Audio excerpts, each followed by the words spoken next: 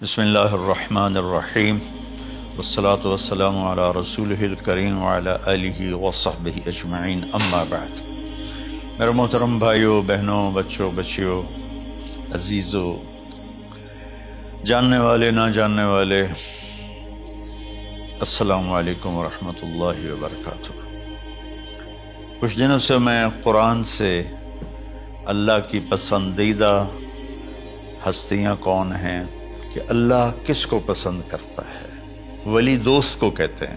تو اللہ کا دوست کون ہے؟ وہ یہ کوئی وراثتی چیز نہیں ہے کہ ایک بڑے اولیاء اللہ تھے تو اب ان کا بیٹا بھی انہی جیسا ہوگا۔ ہمارے یہاں وراثت چلتی ہے کہ بڑے بزرگ کا بیٹا بھی بزرگ بن جاتا ہے، چاہے وہ کلین شیو ہو، وہ لوگ اس کے پاؤں چوم رہے ہوتے ہیں۔ جہالت ہے۔ تو آج میں تھوڑا سا سورہ بنی اسرائیل ہے، اس میں بھی سارے اخلاق بیان ہوئے۔ میرے بھائی بہنوں، ایمان لانے کے بعد انسان بنتا ہے، اور اس کے بعد اس کی قیمت، اس کا بڑا پن، اس کی وجاہت، اس کی شرافت، وہ پیسوں سے نہیں ہوتی۔ پیسوں سے انسان مالدار تو ہو جاتا ہے، بڑا نہیں بنتا، بڑا نہیں بنتا۔ ہمارا علم غلط ہو گیا۔ بڑا بڑا بندہ جے بول دیا 3 ملین 200 مربع، یہ نوابہ فلانا ہے، نوابہ فلانا ہے۔ میرے بھائیو، یہ بالکل غلط علم ہے۔ بڑا وہ ہے جسے اللہ پسند کرے، بڑا وہ ہے جو میرے نبی کی زندگی کے پیچھے چلے، بڑا وہ ہے جس سے اللہ تعالیٰ راضی ہو جائے۔ باقی سب چھوٹے چھوٹے ہیں۔ تو آج ایک تیسری جگہ سے میں کچھ باتیں قرآن سے عرض کروں گا، جن کا تعلق ہمارے ایمان سے بھی ہے، اخلاق سے بھی ہے۔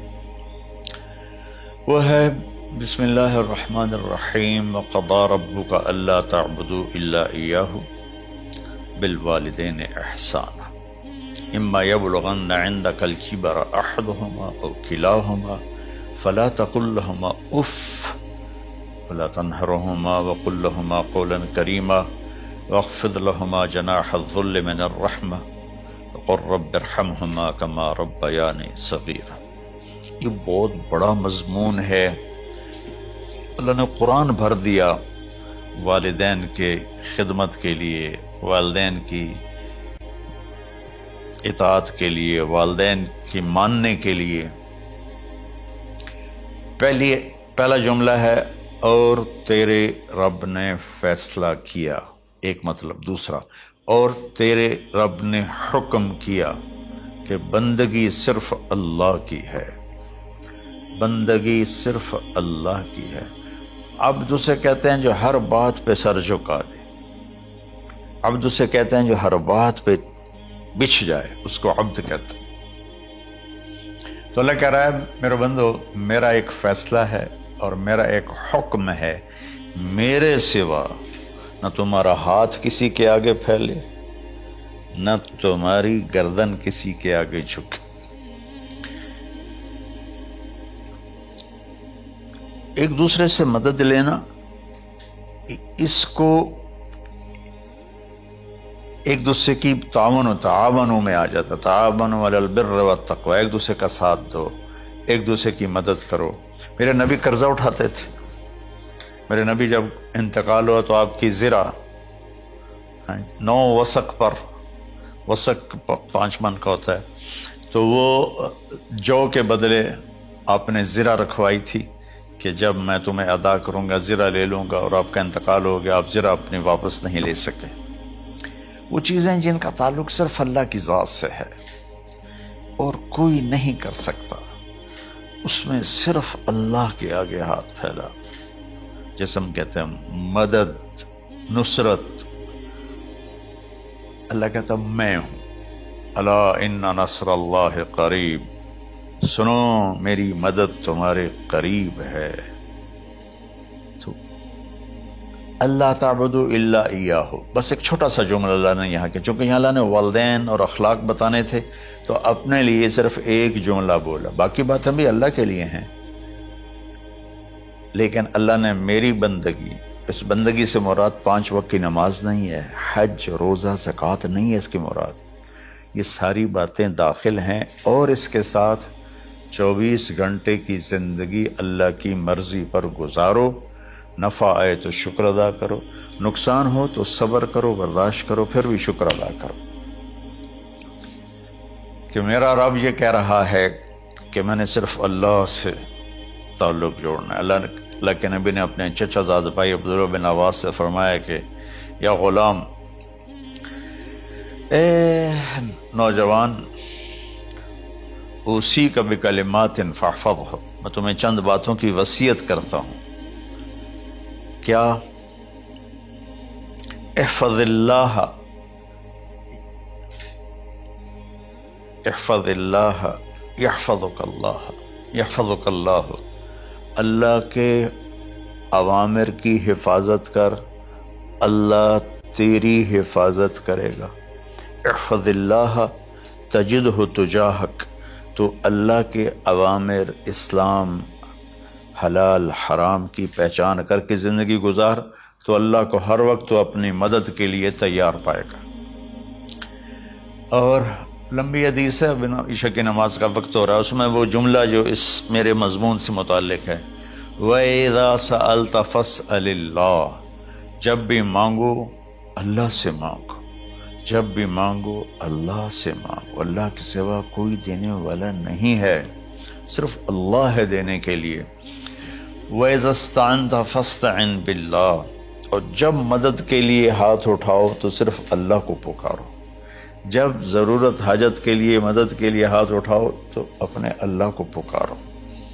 تو یہ حدیث کی بات بھی ہے اور یہ قرآن کی بات بھی ہے۔ اس کے بعد آگے اللہ کہتا ہے وَبِالْوَالِدَيْنِ إِحْسَانًا، اور اپنے والدین کے ساتھ احسان کرو۔ احسان کا کیا مطلب ہے؟ اللہ آگے اسی کی تشریح کر رہا ہے۔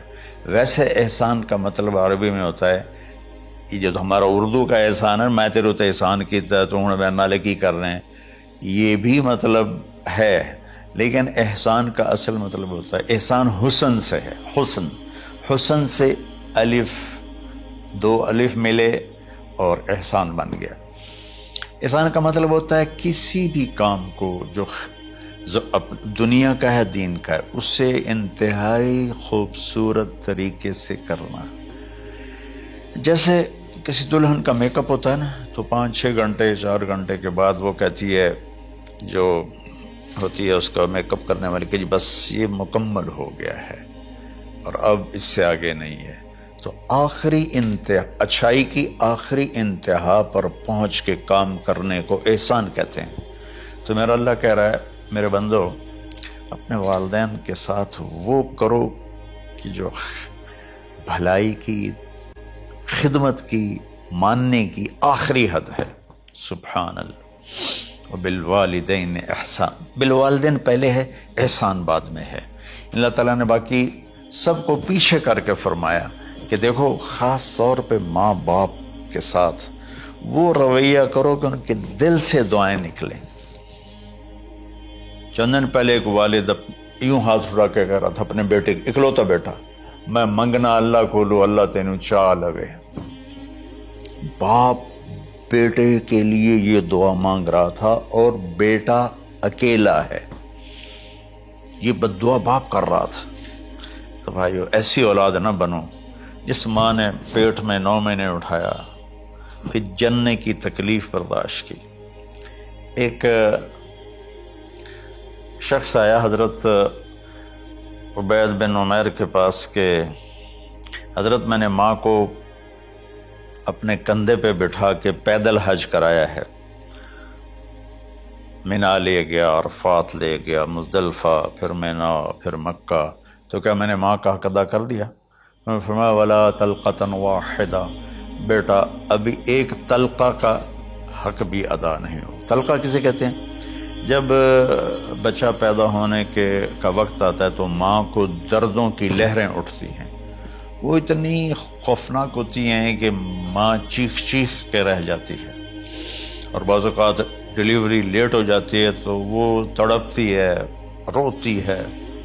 وہ جو لہریں ہیں نا پیٹ میں آتی ہیں جاتی ہیں، آتی ہیں جاتی ہیں، ایک لہر جو درد کی اٹھتی ہے اس کو کہتے ہیں طلقہ۔ میں قربان جاؤں، انہوں نے فرمایا بیٹا ابھی تیری ماں نے جو تجھے جنا تھا اس وقت جو تجھے درد، وہ تیری ماں نے درد کی لہریں برداشت کی تھی، اس میں سے ایک لہر کا بھی حق ادا نہیں ہوا، یعنی کہ حق ادا ہو ہی نہیں سکتا۔ یہ مطلب کہ حق ادا ہو ہی نہیں سکتا کہ بیٹا ابھی ایک کا بھی نہیں۔ پھر حضرت عبداللہ بن عمر سے ایک شخص نے پوچھا کہ اچھا یہ جو آدمی تھا یہ خراسان، یہ ایران میں ہے اور افغانستان میں، یہاں سے ماں کو پیدل کندھے پہ بٹھا کے مکے پہنچا تھا، اندازہ لگا اس نے کتنی مشقت اٹھائی۔ اور عبید اللہ بن عمیر کہتے ہیں بیٹا ابھی ایک لہر کا حق ادا نہیں ہوا۔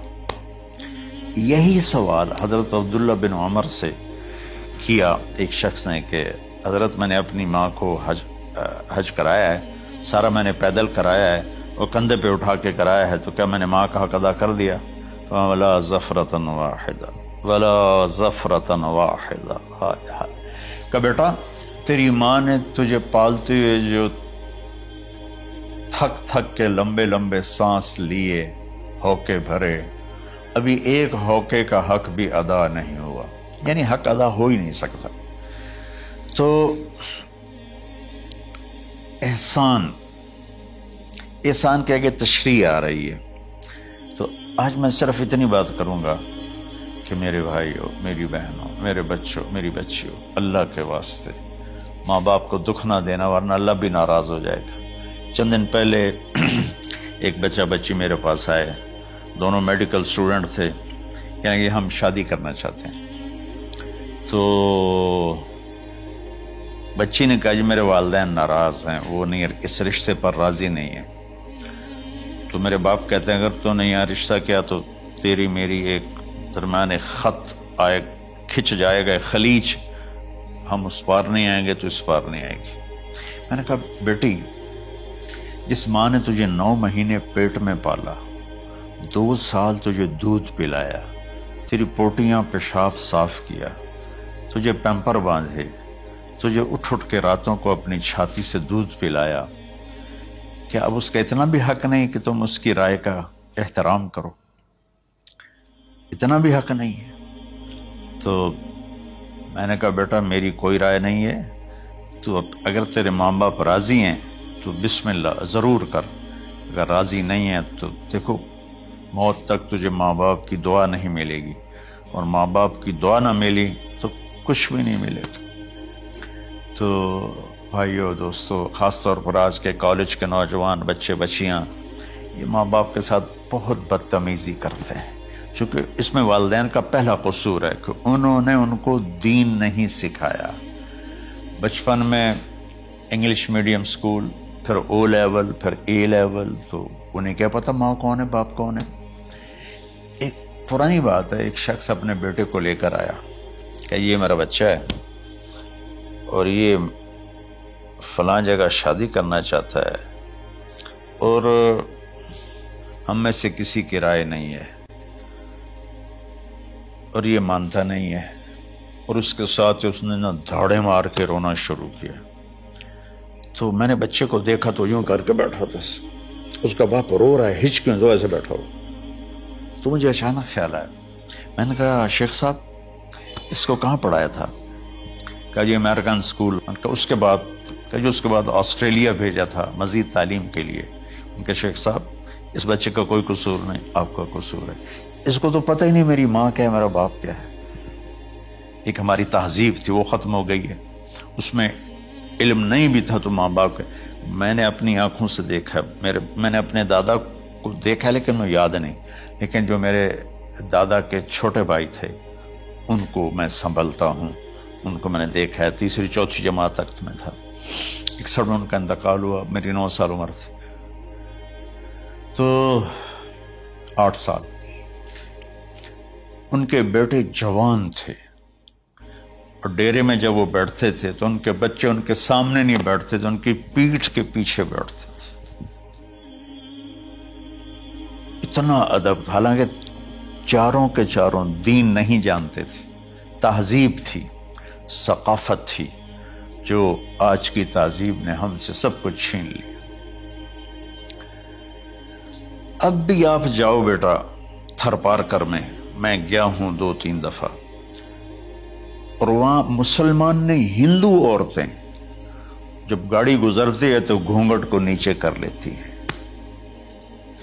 اپنا چہرے کو فوراً چھپا لیتی ہیں۔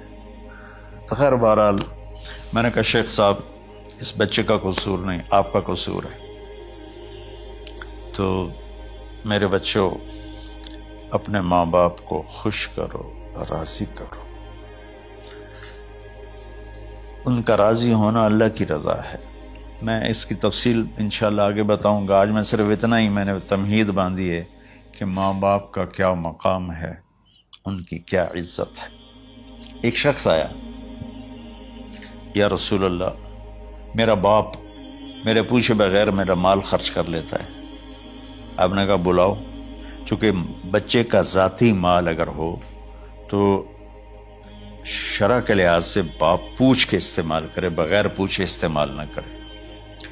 جب اسے پتہ چلا کہ میرے بیٹے نے شکایت کی ہے، تو عرب کی شاعری تو مشہور تھی، انہیں دل دل میں کچھ اشعار پڑھے۔ جو آیا تو جبریل پہلے آ گئے، یا رسول اللہ اللہ تعالیٰ کہہ رہے ہیں آپ اس سے پوچھیں وہ شعر بتاؤ جو تیرے کانوں نے تو نہیں سنے، تیرے دل میں آئے تھے اور اللہ نے سن لیے۔ تو اللہ کے نبی نے فرمایا بھائی تیرا انشاءاللہ کیس سنتے ہیں، لیکن پہلے وہ شعر سناؤ جو تم نے تو نہیں کہے زبان سے پر اللہ نے سن لیے ہیں۔ تو پھر اس نے وہ اشعار پڑھے، اور اس کے آگے کیا ہوا یہ میں انشاءاللہ اگلے کلپ میں بتاؤں گا کہ باپ کا کیا مقام ہے، ماں کا کیا مقام ہے۔ السلام علیکم ورحمۃ اللہ۔